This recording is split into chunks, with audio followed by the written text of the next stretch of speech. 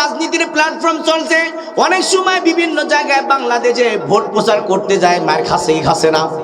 এ কথা বল, মার খাচ্ছে না ভাই?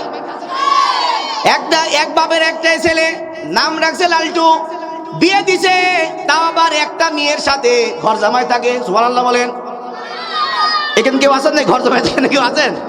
হ্যাঁ, তো ঘর জামাই থাকে, কিন্তু রাজনীতি করে, শ্বশুরের খাই, আবার শ্বশুরের পরে রাজনীতি যাওয়ার পরে লোক লিখেছিল মাত্র 20টা, কিন্তু ভোট প্রচারণা করার কারণে এমন মারামারিছে, পি ফুলিয়ে গেছে কতক্ষণ লাগছে জন্য।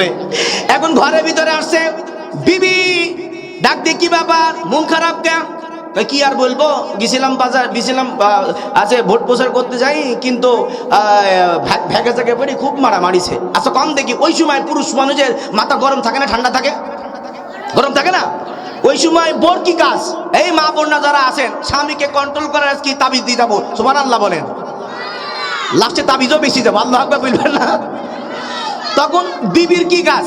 বিবি তখন বলবে, চিন্তা করো না সোনা পাখি, তুমি তো আমার বাপারই খাও, ঘর জামাই থাকো, তোমার তো খুব তেল বেঁধে গেছে, চিন্তার কোনো কারণ না, আসো আজকে মার খায় আসো, সরিষার তেল দিয়ে পুরো পিঠ মালিশ করে দিচ্ছি, কোনো চিন্তা নাই, তুমি এরকম শুয়ে থাকো, 2-3 দিন পর শরীর যখন সুস্থ সুস্থ হবে, তখন 20 দিনের জায়গায় 40 দিনে তুমি ওই দিন কোপ দিয়ে আসো। এই কথা যখন বউ সান্ত্বনা দিবে, আচ্ছা কম দেখি, স্বামী যতই মার খাক মনে ভিতরে একটা শান্তি আসবে না ভাই?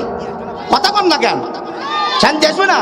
নবী করিম সাল্লাল্লাহু আলাইহি ওয়াসাল্লাম বলেছেন, যদি স্বামী পেরেশানি থাকে আর ঘরের মধ্যে আসে, যত বড়ই পেরেশানি হোক না কেন, স্ত্রী যদি পাকা বাতাস দেয়, মাথায় হাত বোলায় দেয়, আর স্ত্রীর কথা শুনে স্বামী যদি একটা মুস্কি হাসি দেয়, আর দুটো দাঁত যদি বের হয়ে যায়, আল্লাহ রাব্বুল আলামিন মদিনায় উহুদ পাহাড় 7.5 কিলোমিটার দূরত্ব, এই পাহাড় পরিমাণ সওয়াব এক একটা দাঁতের বিনিময়ে স্ত্রীর আমলনামায় দান করে দিবেন।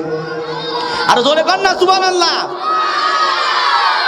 আর যদি এর বিপরীত হয়, সান্ত্বনা যদি না দেয়, দিদি দেখে ঠিকই তো আছে, কিছু কাজ কিছু কিছুর জন্য তুমি আরো খুব খায় আশা কর দেখি।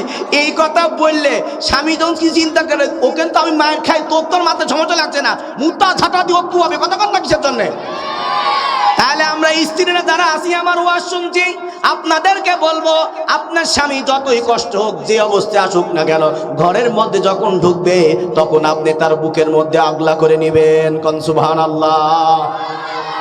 তাহলে ভাইরা আমার, কোরআন শুনতে মজা লাগছে নাকি আপনাদের? কারো কি রাগ হচ্ছে? কার রাগ হচ্ছে? দেখি রাগ হচ্ছে কার? আমার ওয়াজ শুনি কার রাগ হচ্ছে নাকি? কার রাগ হচ্ছে না? সুবহানাল্লাহ বলেন।